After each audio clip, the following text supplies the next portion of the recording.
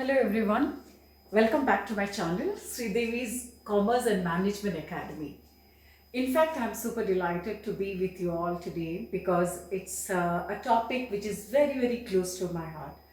And the very reason why I have chosen this topic is cash flow statement. We find that children tend to have lot of doubts in this. So I would like to explain this in a very simple manner, and hence this is my second video on cash flow statement. पिछली video में मैंने आपको बस शुरुआत का एक introduction दिया था एंड उसमें क्या है, ये जो ऑपरेटिंग क्या है, इन्वेस्टिंग क्या है, फाइनेंसिंग एक्टिविटीज क्या है, इसके बारे में हमने बताया था. तो ये अब हम आपको बताएंगे इसकी फॉर्मेट, और इसमें particularly you to see whether आपको अच्छी तरह समझ में आया है क्या, ऑपरेटिंग एक्टिविटीज के बारे में, इन्वेस्टिंग के बारे में, फाइनेंसिंग के बारे में ठीक ठाक समझ में आया क्या, ये आपको जानना है. और दूसरी बात है कि ऑपरेटिंग एक्टिविटीज की जो बोलते हैं ना, cash flow statement from operating activities बना लो, ये ज्यादा पूछते हैं वो लोग. तो इसमें अगर आ गया आपको, then it is very easy to prepare the entire cash flow statement. ठीक है, तो आज हम शुरू करते हैं कि पहले हम आपको इसके मेन हेडिंग्स क्या है इसके बारे में बताएंगे. सो कैश फ्लो स्टेटमेंट जो है ये हम प्रिपेयर कर रहे हैं एज पर accounting standard 3 which is a revised one. So in this what we do is we take three activities की जो cash flow है उसको हम लेते हैं. कौन कौन से पिछले वीडियो में हमने बताया था. It is what operating activities, cash flow from operating activities, cash flow from investing activities and cash flow from financing activities. तो ये A, B, C, ये तीनों A, B, C को अगर हम एक साथ करते, ऐड करते, तो we get the net effect. इसमें आपको ऐड करना है opening cash and cash equivalents and marketing securities. बस इतना ध्यान रखो. ए बी सी को ऐड करो तो उसमें आपको नेट कैश पता चलता है, एंड देन उसमें से आपको क्या करना है, कैश एंड कैश इक्विवेलेंट्स को, मतलब कि वो इसको हम बोलते हैं cash and cash equivalents. Cash and cash equivalents बोलते हैं हम लोग सिंपल वे में. इसके ऊपर क्या करना है, add opening at the beginning क्या है आपके पास कैश, एंड जब आप इसको इसमें ऐड करते हैं then you will get at the end. At the end में आपका कैश का सिचुएशन क्या है. बस इतना ही है.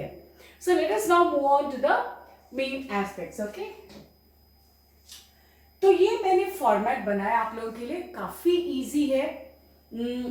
If you look at see what have we done, तो हम कैसे करते हैं इसको हम डिटेल में बताएंगे आपको. डोंट वरी, ये सारे देख के आप टेंशन लेने की जरूरत नहीं है. See first how do we do cash flow statement of कौन सा कंपनी है, आप उस कंपनी का नाम लिखो एज पर अकाउंटिंग स्टैंडर्ड 3 रिवाइज हो गया. सो आप शुरू करते हैं A B and C. A क्या है, see you can see A,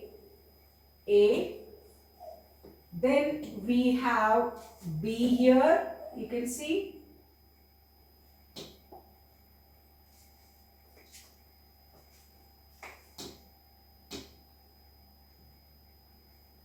you can see a B, and then you can see C and then D. So A, B, C, D आता है इसमें. And what is A? A is cash flow from operating activities. B क्या है, B यहाँ पर देखो cash flow from investing activities. And C में क्या आएगा, cash flow from financing activities. D में क्या आएगा कि आप जो है कैश एंड कैश इक्विवेलेंट्स को ऐड करते हैं, opening cash and opening cash and bank balance plus opening marketing securities and like marketable securities. वैसे when you add that you get closing. Okay, simple. So now today I am going to focus on this area, mainly this area. Okay, cash flow from or used in operating activities. So isme what is that we have to, now when you look at this all together you may be little worried. Okay, but don't worry, I have just taken it in the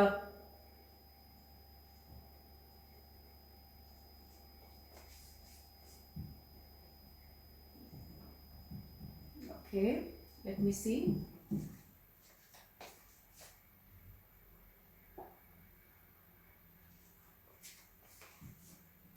Okay, so let me go to the next one. So here it is. Okay, now we'll see कि ये operating activities जो हम बोलते हैं day to day वाले आते हैं, इसमें बहुत सारी चीजें हमको नोट करना है। तो when I talk about operating activities, एक चीज याद रखिए, जो हम लोग डे टू डे वाले करते हैं, जो भी एक्टिविटीज के कैश इनफ्लो या कैश आउटफ्लो, इसके अलावा जो इन्वेस्टिंग में नहीं आता है, जो फाइनेंसिंग में नहीं आता, उसको भी लेना है यहाँ पर। So why and how I am going to tell. So first and foremost बहुत ही सिंपल वे है, इसकी जो फॉर्मेट जो मैं हमने बनाए है, cash flow from operating activities, इसकी जो ये हेडिंग है। तो शुरू करते हैं हम लोग नेट प्रॉफिट से। हमारे पास नेट प्रॉफिट कितना है, तो आप आपके जो उसमें बैलेंस शीट में लिखा होगा, and then what you will do, वो लोग 2 साल के दिए होंगे, पिछले साल के एंड करंट ईयर के। So you have to see whether it is plus और whether it is minus. Surplus है या डेफिशिएंसी है, वो आपको डेफिसिट है वो देखना पड़ेगा। सो जो भी सरप्लस है या जो भी है नेट प्रॉफिट जो है, current year minus previous year करके ये शुरू होता है नेट प्रॉफिट। तो ये हम लोग amount we will write it in the outer column, and then you have to add. What do you add here?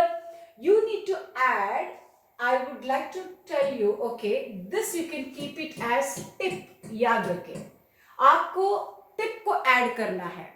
Now क्या करते हैं हम लोग, एक्चुअली नेट प्रॉफिट जो है उसमें हम लोग ने जनरल रिजर्व की जो ट्रांसफर को नहीं लिया था, इंटरिम डिविडेंड पेड जो एडिशनल पॉइंट में देते हैं वो लोग, वो भी नहीं डाला है। तो ये सारी चीज को आपको डालना है, you have to show, because generally आपको एक्चुअल कैश फ्लो स्टेटमेंट में कैश फ्लो की जो सिचुएशन है वो समझ में आ जाएगा। So what is it you doing, you have to remember tip. Now what is T standing for, T is transfer to general reserve, उसको आप ऐड कर दो। I is standing for interim dividend, interim dividend, interim dividend के in between अगर हम लोग देते हैं dividend, then that is called interim dividend. Next is proposed dividend, if there is any proposed dividend of the previous year, then you have to put that here, add back करना है। Likewise P is again standing for provision for tax, कितना आप provide कर रहे हैं अभी tax, अभी current year का आपको लेना है। So this is how you can add. First is net profit से ऐड करो, what are you going to add, tip. Now what is tip, transfer to general reserve जो है, and what is that, current year minus previous year, वो करो। Number 2 is I, that is interim dividend, where it is given, it's given the additional point में दिया है, adjustments में दिया है, तो उसको आपको लेना है, and that is covered। And then next is P, P standing for proposed dividend। proposed dividend should always be taken at the previous year की जो amount है उसको लेते हैं हम लोग। and then provision for tax जो कि अभी का जो provision है। when you add this what do you get, you get net profit before tax and extraordinary items। before tax के पहले और extraordinary items के पहले क्या amount है ये आपको पता चलता है, तो ये आपने बाहर outer column में लिख लिया। इसके बाद आपको क्या करना है, तो आपने ऐड किया टिप, उसके बाद आपको ऐड करना है, हम बोलते हैं इसको ग्लिड, GLID।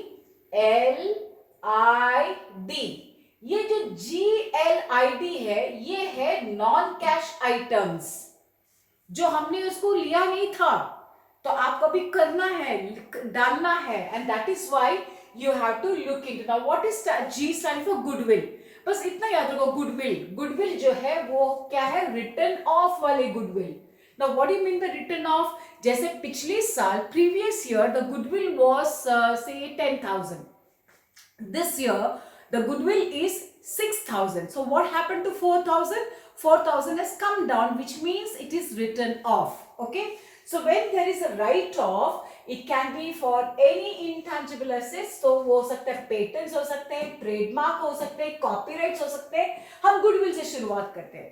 so when it is goodwill, patents, trademark, copyrights, if it is written off, अगर reduce हुआ है, then you have to add that। so add, that is a non cash item and therefore you have to add, so add G standing for goodwill written off। L क्या है, loss on sale of any fixed asset or investments, if you had undergone any loss, invest करते समय आपको कुछ loss हुआ है, तो आपको क्या है, that loss amount you need to add back in this। if in case you have any doubts you may please ask in the comment box। okay, next is interest expenses. आपने कोई भी तरह का इंटरेस्ट अगर खर्चा हुआ है, आपको आपने इंटरेस्ट पे किया है, तो आपको उसको यहां पर डालना है। The last is depreciation during the year. जितना डेप्रिसिएशन आपने किया वो भी नॉन कैश आइटम है। So there are 4 basically non cash items. क्या है? G standing for goodwill, L is standing for loss on sale of fixed asset. Number I is standing for interest expenses, interest paid, and D is standing for depreciation during the year. तो ये यहाँ पर क्या है? Now as I said, add tip, add non-cash item, and what is a non-cash item? It is GLID. Okay, will you remember this much? And once you have added that, then what is and इसकी जो add non cash item है, non cash item में ग्लिड के अलावा ये भी आता है, ये दोनों भी आता है। तो you are adding the interest paid, but if there is an interest income you have to subtract. Okay, you are adding the loss on sale of fixed asset, then you have to add the profit on sale of fixed assets और investment. ये दोनों चीजें याद रखो। So add, so these two will be subtracted if there is, it is given the question. इसके अलावा बहुत सारी चीज आएंगे, लेकिन as per the questions we can sort out. This is basic format. So I hope you understood. Cash flow from operating activities, it starts with the net profit. And what is the net profit? The surplus, current year minus previous year. Add tip, add non-cash items, and in the non-cash items you have GLID, loss on sale of asset. If there is a gain, then you'll add. If there is an interest income, you're going to less. Okay, interest in expenses hai, loss hai, then add. If it is opposite, then you're going to gain. So what do you get then? Cash from operating activities, add tip, add non-cash item, that is GLID. ग्लिड के अलावा उसके opposite जो है, इसको आपने दोनों को add किया। उसके बाद whatever you get that is called as operating profit before working capital changes. Now what do you mean by working capital? Working capital is current assets minus current liabilities. We're only focusing on current assets and current liabilities. तो आपको भी क्या करना है? तो ये जो है आपको operating profit before working capital मिला, अभी आपको वर्किंग कैपिटल को लेना है इसके लिए। So you need to add and you will also be subtracting also less. Okay, so add what? Increase in current liabilities and decrease in current assets. अगर current liability बढ़ गया तो आपको ऐड करना है। That much if you remember, then automatically आपको उसका opposite सब समझ में आएगा। Increase in current liability means decrease in current assets. Increase in current liability का opposite increase in current assets means decrease in current liabilities. तो ये दोनों को add करके, and then what you are going to do is, this is also yet very important thing, tax paid. You have paid the tax. अगर आपने tax pay किया है previous year का, तो उसको लेस करो, and then so working capital का आपने इफेक्ट बताया, एंड देन आपने जो अमाउंट आ गया आपका वर्किंग कैपिटल का, current assets and current liabilities का, वो अमाउंट आपको बाहर लिखा है, and then you have to show how much you have paid the tax. आपने जब टैक्स पे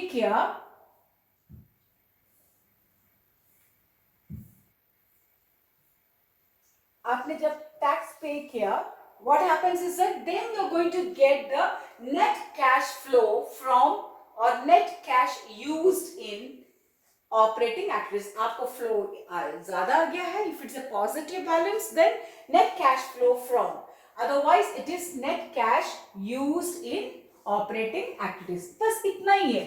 Now let us try to take the next one. So operating activities हो गया, उसके बाद है इन्वेस्टिंग में हम लोग क्या करते हैं? सेल ऑफ फिक्स्ड एसेट, देखो ऐड करना है। Now investing is what actually, जहां पर आप जो है फिक्स्ड एसेट्स या इन्वेस्टमेंट्स को परचेज या सेल करते हैं, इतना याद रखो। और उसके लिए अगर आप इंटरेस्ट कुछ पे करते हैं, इंटरेस्ट मिलते हैं, ये सारे इन्वेस्टमेंट का आपका एक्टिविटीज का फ्लो है, cash flow. So what you are going to add, why are you adding the sale of fixed asset या investment? जब आप sell करते हैं fixed asset, या तो जब आप इन्वेस्टमेंट सेल करते हैं then you are getting the cash. So there is a cash inflow होता है, and therefore when there is an inflow you have to add that also you should remember.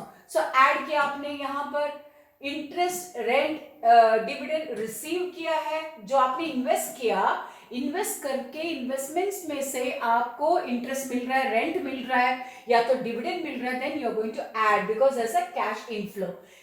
And then what you will do, ये आपको पता करना है कि investing activity से आपको कितना पैसा मिला है या तो कितना पैसा यूज हुआ है. तो फर्स्ट यू विल ऐड जो भी इनफ्लो है माइनस लेस आउटफ्लो. Outflow क्या है? You are purchasing fixed asset. When you are purchasing fixed asset, what happens? The cash is going out. Do you agree with that? And वैसे अगर आपने investment purchase किया, आपने shares खरीदा, ये सारे आपके डे टू डे एक्टिविटीज का पार्ट नहीं है, but you are doing it for investment purpose. तो अगर ऐसा होता है तो आप परचेज जब करते हैं ये सारे चीज, देन क्या होता है कि आपका cash there is a outflow, and when there is an outflow it will be less. Likewise, goodwill, patents, trademark, copyright purchase. अगर आपने intangible assets को भी purchase किया है तो आपका पैसा बाहर जा रहा है, एंड जब बाहर जाएंगे तो आउटफ्लो. तो आपने इसको ऐड या लेस करके whatever the net effect जो आ रहा है, that is the net cash flow from or used in investing activities. Next is cash flow from financing activities. इसमें क्या याद रखेंगे आप? आपको याद रखना है कि हम फंडिंग के लिए पैसा चाहिए हमको, तो हम लोग क्या करेंगे, शेयर्स को इश्यू करते हैं हम हमारे कंपनी. हमारा main activity something else, but what I am doing is पैसा मिलने के लिए we need some cash, we need some money. So what we do, we need some fund. So हम इश्यू करते हैं शेयर्स को, डिबेंचर्स को, या तो जब हम लोन रीपे करते हैं तो क्या होता है कि आपका पैसा जो है कि ये क्या होता है, ऐड करते हैं आप. क्यों? जब आप इश्यू करते हैं शेयर्स को, then what is happening, you are getting the cash. Likewise, when there is an increase in bank in overdraft, आपने लायबिलिटी लिया, जब आप लायबिलिटी लेते हैं तो आपको पैसा मिलता है, उधार जब लेते हैं तो आपको पैसा मिलता है बैंक से. So there is an inflow. When there is an inflow तो क्या होता है कि इन सारी चीजों को आपको ऐड करना है. वैसे ही अगर आउटफ्लो है, जैसे कि आपने रिडेम्पशन किया है, you have redeemed the shares, आपने शेयर्स का पैसा पे किया, उनको वापस कर दिया. आपने उधार जो लिया था उसका पैसा आप रीपे कर रहे हैं, आपने लोन रीपे कर रहे हैं, आप इंटरेस्ट पे करते हैं, या तो आपका सिक्योरिटीज प्रीमियम रिजर्व जो है वो डिक्रीज हुआ है. तो ऐसा अगर कुछ अगर होते हैं then that is less. Details में हम आपको इसके बारे में बाद में बताएंगे, डोंट वरी. लेकिन एक रिजर्व है, अगर वो भी कम अगर हुआ है तो it you have to reduce. तो ये सारी चीज it's a part of financing activities. इसके जो है ऐड या माइनस करके जो भी इफेक्ट आएगा that is the net cash flow from और यूज्ड इन फाइनेंसिंग एक्टिविटीज. इसके बाद अभी आपने ए बी एंड सी लिया, तो अभी आपको क्या कैश एंड कैश इक्विवेलेंस को करना है, विच इज डी.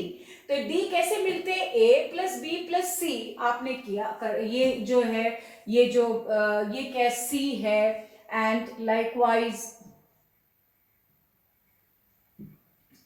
ये जो है B है, and this is A. ये तीनों को अगर आप लेते हैं then you are going to get the A plus B plus C. ये आपको मिल गया. इसके ऊपर आप क्या करेंगे, add opening cash and bank plus opening marketable securities. Marketable securities को हम उसको कैश के इक्विवेलेंस को लिक्विड कैश मानते हैं, इसके लिए हम यहाँ ऐड कर रहे हैं, इसको करंट एसेट नहीं बोलेंगे. तो यहाँ पर क्या है कि इसको हम क्या करते हैं, दोनों को ऐड करके you will get the amount. So when you add these two you are going to get the cash and cash closing cash and bank balance plus marketable securities को ऐड करेंगे तो आपको ये पैसा मिलेगा. So in just मैंने आपको क्या किया है, मैंने आपको एक फॉर्मेट दिखाया, एंड फॉर्मेट के माध्यम से you understood now what is operating में क्या क्या आइटम्स आते हैं, उसको हम ऐड कैसे करते हैं, उसको माइनस कैसे करते हैं. वैसे ही इन्वेस्टिंग के भी as well as for the financing activities. Now let us see the question. Now let us see whether you are able to get the answer. Okay, identify the transactions as belonging to whether it is an operating activities या investing है या financing है या cash and cash equivalents है. तो आपको बताना है. Okay, now first is cash sale of goods. आपका जो goods जो है वो आपने बेचा है. When you are selling and you're getting cash. There's an inflow of course, लेकिन ये कौन सी एक्टिविटी है? Is it investing, is it financing or is it operating? It is operating. तो ये कौन सा एक्टिविटी हो गया? ये है operating activity. Now cash received against revenue from services rendered. आपने कुछ सर्विस रेंडर किया, आपका मोबाइल का शॉप है, आपने सर्विस रेंडर कर दिया, आपको पैसा मिला है, डे टू डे एक्टिविटीज का वो कैश फ्लो है and it is an inflow. Okay, तो आपको सर्विस से मिला है, गुड्स से पैसा मिला है और सर्विस से मिला है. So that and all is a part of operating activities. Next is cash purchase of goods. You have purchase the goods. Goods क्या है? जो आपका डे टू डे एक्टिविटीज का सामान होता है. So this also is a part of operating activities. Cash paid against services taken. आपने कुछ सर्विस ले लिया था, उसके लिए आपको कैश पे करना पड़ा, तो आपका वो भी ऑपरेटिंग में आता है. So you have seen that these four are a part of operating. Now patents purchase. Patents आपने परचेज किया है. Now, as I told you, it is a intangible asset. आपने goodwill purchase किया, trademark purchase किया, copyright purchase किया, investment, any kind of investment purchase, or you purchase land and building, any kind of long term assets जो है non current assets, ऐसा कुछ भी अगर purchase करते, so that becomes what? Investing activity. कौन से activities में आता है? Investing activities. And next is marketable securities. Marketable securities, I told you, it is neither operating nor it is investing or nor it is financing. It is cash and cash equivalents में आता है. So marketing, it is cash and cash equivalents. Next is bank overdraft. Bank overdraft का meaning क्या है? कि आपको funding की जरूरत है, पैसे की जरूरत है और आप बैंक से लोन लेते हैं. So when you take the loan, then it is not investing, आपका ऑपरेटिंग डे टू डे का एक्टिविटी नहीं है, then it is financing activities. तो ये क्या हुआ? ये है फाइनेंसिंग एक्टिविटीज.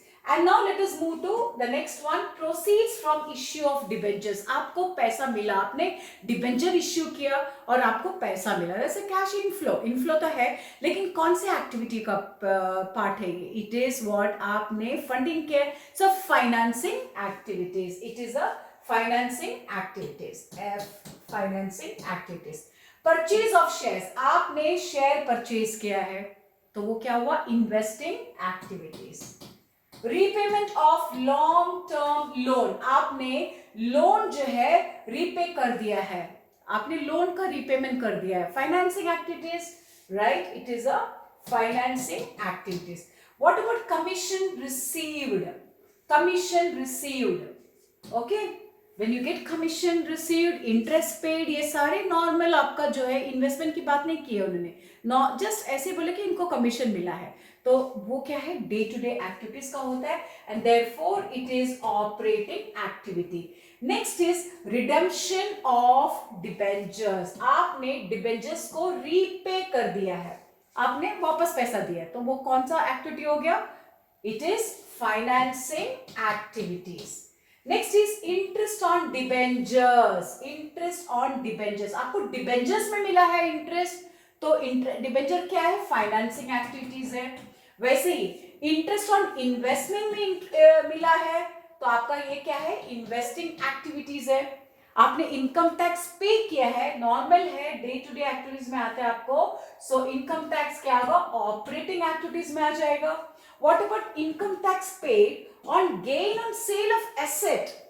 एसेट क्या है? इन्वेस्टमेंट है, उसमें अगर आपको कुछ अगर इनकम मिला है, इनकम टैक्स पे करना पड़ रहा है, then that becomes a part of investing activities. Next is cash received from debtors. आपको डेटर से पैसा मिला, या तो cash paid to debtors, debtors या क्रेडिटर्स, आपको कैश मिला, कैश पे किया, it's an operating activity. So this becomes a part of operating activity. So right now आपको ये समझ में आ गया कि बेसिकली कौन सा, what is the question? You are able to now identify कि transactions वो operating है या investing है या financing है या cash and cash equivalents है. Now let us take the next question. They say that you have to classify the following transactions as operating activities for a finance company and a non-finance company. अब finance company क्या है? What is non finance company, ये पहले जान लो। ना finance company वो है जो कंपनी लोगों को लोन देता है, इंटरेस्ट लेता है उनसे, किसी भी तरह का finance support, financial support, funding का जो उनका जो मेन एक्टिविटी है वो करते हैं, जैसे कि बैंक वाले क्या करते हैं। ओके, तो किसी तरह के बैंक जो होते हैं, कोई भी फाइनेंशियल जो कंपनीज होती है, उनका काम ही होता है, उनका डे टू डे में गुड्स, दूसरा कुछ नहीं बेचते, वो लोग क्या करते हैं, पैसे के लेन देन करते हैं, फंडिंग के लेन देन करते हैं। तो जब वैसा होता है तो आपको follow classify the following transactions as operating activities. उनका ऑपरेटिंग एक्टिविटीज क्या है, फाइनेंशियल कंपनी का ऑपरेटिंग एक्टिविटीज क्या है, नॉन फाइनेंशियल कंपनी का, फाइनेंस कंपनी का ऑपरेटिंग मतलब कि उनका डे टू डे। तो let us see, purchase of shares on a stock exchange, ये कौन सा कंपनी का है ऑपरेटिंग, बोलो। नॉन फाइनेंस कंपनी का काम नहीं है to purchase shares on a stock operating basis में, डे टू डे का जो वो लोग जो खरीदी करते हैं, शेयर करते हैं, जब मार्केट में भाव बढ़ जाता है then they will sell it. तो ये सारी चीज करते हैं कौन है, ये लोग, फाइनेंस कंपनी। तो फाइनेंस कंपनी का ऑपरेटिंग एक्टिविटी जो है वो फाइनेंस कंपनी का है।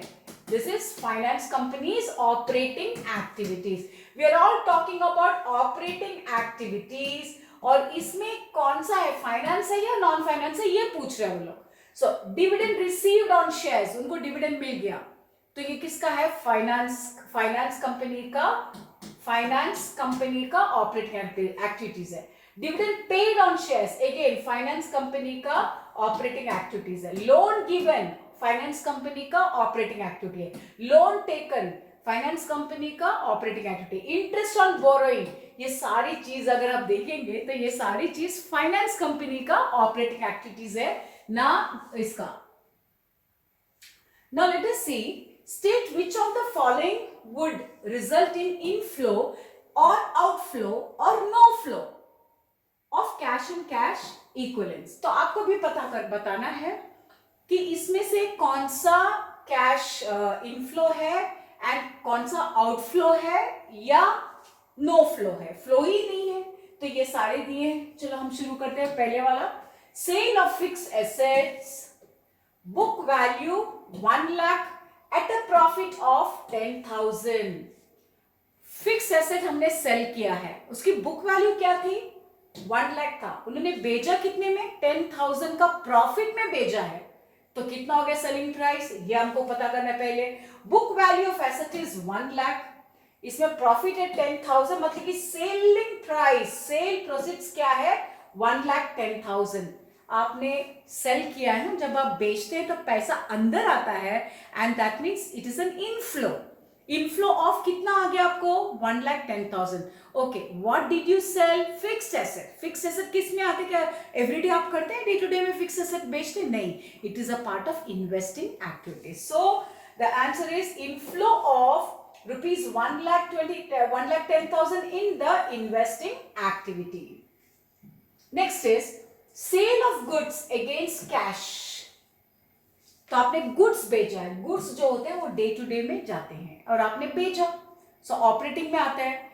And then when you sell it, what happens, the cash comes in, so there is a cash inflow, so inflow in operating activities. Next is purchase of machinery, any fix asset, land, building, machinery, furniture, कुछ भी अगर आप लेते हैं तो वो किसका होता है, इन्वेस्टिंग एक्टिविटीज का होता है। एंड इनफ्लो या आउटफ्लो, आपने परचेज किया ना, तो when you purchase the cash goes out, therefore it is an outflow in investing activities. Next is purchase of land and building for rupees 10 lakhs, consideration paid by issue of debentures. तो आपने purchase किया, क्या purchase किया, land and building. अगर ऐसे बोलते कि purchase land and building for 10 lakhs, then it is an investing activity. But यहां पर बोलते हैं कि हमने परचेज किया लेकिन कैश नहीं गया बाहर, we gave them the debentures, we issued them the debentures, which means there is no cash flow, therefore there is no flow at all. Now issued fully paid bonus share. Now what do you mean by bonus share? normal share नहीं है, जब bonus हम देते हैं तो वो free of cost देते हैं। So when it is issued free of cost, आपको पैसा नहीं मिलता है, आपने फ्री में दिया है, and therefore there is no flow in this particular transaction. Now, next is cash withdrawn from the bank. You have withdrawn cash from the bank. Cash आपके हाथ में है, cash in hand, और cash at bank दोनों मतलब कि आप ही का है. So there is no flow. आप पॉकेट में रखो, अपनी जेब में रखिए, आपके बैंक अकाउंट में रखिए, आप डिपॉजिट कर लिए बैंक में, बैंक से निकाल लो भाई, there is no flow of cash. तो इसके लिए cash withdrawn from the bank is no flow. What about payment of interim dividend? Yes, we are paying. And interim dividend जो है, डिविडेंड सब जो है, ये किसका है? फाइनेंसिंग एक्टिविटीज का. And when you are making a payment there is an outflow.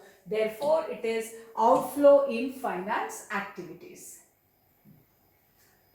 Now, in this, for each of the following transactions, calculate the resulting cash flow and state the nature of cash flow. That is, whether it is operating or whether it is investing or whether it is financing. चलो, ये हमारा last question है. बहुत ही simple है. Now, what do they say? Number one. Acquired machinery, I have given you separately. Okay, let us take that. Acquired machinery for rupees 2,50,000 by paying 20% by check and executing a bond for the balance payable. Now, look at this. They are asking you whether it is an inflow or outflow and which activities. First of all, you have acquired, you have purchased machinery. But you are paying what? Now see, purchase of machinery is for 2,50,000 and 20% you are paying by check, right? 20% of 2,50,000 is what? How much? 50,000 is the outflow. That's all. And balance जो है उसमें आपने bonds दिया है, 2 लाख का bond दिया है. तो bonds देने का मतलब क्या है कि आपका there is no cash flow at all. तो यहाँ पर the question is they're asking you is you have to tell us whether it is an operating में, investing या financing में, and also cash flow की nature बताइए. inflow है, outflow है, no flow है. तो इसमें आप क्या बोलेंगे? आप बताएंगे कि सिर्फ 50,000 का आउटफ्लो है क्योंकि आपने परचेज किया machine, and when you purchase a machine आपका पैसा बाहर जा रहा है, आपने पेमेंट सिर्फ 20% किया है. इसके लिए ये जो अमाउंट जो है इट्स एन आउटफ्लो. और कौन से एक्टिविटीज में आता है? It comes in the investing activities. आपको पता है फिक्स एसेट परचेज करो, इन्वेस्टमेंट्स परचेज करो, लैंड एंड बिल्डिंग करो, जो भी आप लेते हैं तो आपका पैसा बाहर जाता है. That is the answer. Next is paid rupees 2,50,000 to acquire shares in Informa Tech Limited and received a dividend of rupees 50,000 after acquisition. Very simple. आपने पे किया है 2,50,000 आपने पे किया. किसके लिए? शेयर लेने के लिए. कौन सी कंपनी का? Informa Tech Limited. And then you received a dividend of rupees 50,000 after what? Acquisition, after you purchase. So आपने परचेज किया ना, आपने पे किया मतलब कि आपने खरीदी किया. So purchase of shares कितने का है? 2,50,000 का. How much dividend did you receive? You received 50,000. तो जब आपने परचेज किया 2,50,000, ये तो आउटफ्लो हो गया, आउटफ्लो. और ये क्या हुआ? डिविडेंड रिसीव्ड, ये है इनफ्लो. तो देखो inflow of 50,000 that is dividend, and ये कहां पर आ जाएगा? इट इज इन्वेस्टिंग एक्टिविटीज में. It comes in the investing activities because it is shares. Okay, now outflow of rupees 2,50,000, do you agree? Because you have purchase the shares. तो कितना हो गया? इन्वेस्टिंग में कितना आएगा? 2,50,000. सो नेट आउटफ्लो क्या होगा? देखिए नेट आउटफ्लो 2,50,000 में हमारा चला गया, 50,000 मिल गया, तो मतलब एक्चुअल नेट इफेक्ट है 2 लाख. बहुत ही सिंपल है, जस्ट थोड़ा सा ध्यान दीजिए इसमें, then you will be able to understand. Next question is sold machinery of original cost rupees 2 lakh. 2 lakh का मशीन हमने बेचा है, सेल किया है, with an accumulated depreciation of rupees 1,60,000. इसकी टोटल डेप्रिसिएशन 1,60,000 है, एंड हमने कितने का बेचा? 60,000 का बेचा है. तो मशीन का कॉस्ट क्या है? 2 लाख. Okay, agree. मशीन का कॉस्ट है 2 लाख, उसमें डेप्रिसिएशन है भाई, तो उसको क्या करेंगे, माइनस करेंगे. डेप्रिसिएशन कितने का है, 1,60,000. So you can C cost of the machineries 2 lakhs. Accumulated depreciation as per the question, it is 1,60,000. तो वैल्यू क्या है, at the time of sale इसकी वैल्यू थी 40,000 में, और आपने कितने का बेचा है, 60,000 में. You sold the machinery for 60,000. So what is happening, आपका इनफ्लो है 60,000. Agreed, you got the inflow of 60,000, and this being a machinery investing activities में आता है. Very very simple. So today's class, if you notice, you have I want you to go through my previous video as well as this, so by this time you will be way more confident in identifying कि ये कौन सा activities में आता है. Next session I'm going to talk about the treatment. There are some questions which will be there. Okay, I'll try to start from the simple one, and next session we will have some more questions which we can solve it. And as well as I'll try to explain the treatment of certain items are there जो कि बहुत काफ़ी important है. Provision for tax है, accumulated depreciation है. अगर adjustments में देते तो उसको क्या करना होता है, many more things, and what is extraordinary items, बहुत सारी चीज़ें काफ़ी इंटरेस्टिंग है. So today session with this I conclude. I just want to say my profound gratitude to you all for encouraging me and for subscribing to my channel. And if you really find this video helpful and beneficial to you all, please try to like, do comment on this, so that we'll get to know how what is it your expectations and how you want us to, how you want me to do it better. Next point is like, don't forget to subscribe my channel. I need your motivation, I just feel, but if it's possible, and try to share it to your friends and everyone, and so that everyone will be benefited with this. That's all, and thank you so much for watching my video. Again, please like and share, and please subscribe my channel. Thank you and have a great day. Stay blessed, all of you.